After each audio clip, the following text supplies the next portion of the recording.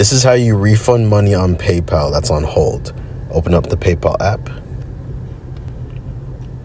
All right, from here, we're going to go in the bottom right, click Wallet. Then in the top, hit Activity. And this is going to be your entire activity feed. What purchases that you have made, the money that you requested. So let's say I want to refund. The first option here I have was a payment going towards Matthew Ball, and I want this money back. So we're going to scroll down until we see Report a Problem. We're going to press on that. Press the third option in Issues with your purchase. That says I want a refund. From here, we're going to type in some information, like the item type. Let's say it was a product, category. I'll do home, and the quantity. Once we've done all that, we're going to go continue.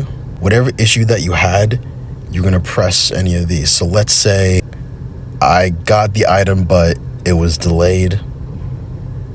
So I'm going to press the third option right here. So it might depend differently on your problem, but that's just an example for me for now. I'm going to go continue.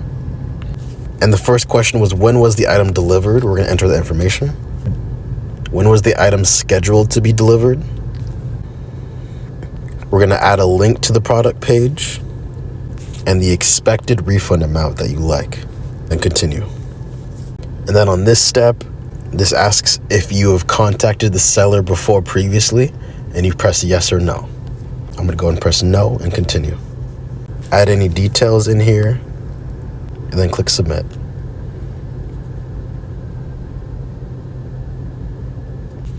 So from this point onward, your message has been sent to the seller. That is how you refund money on PayPal.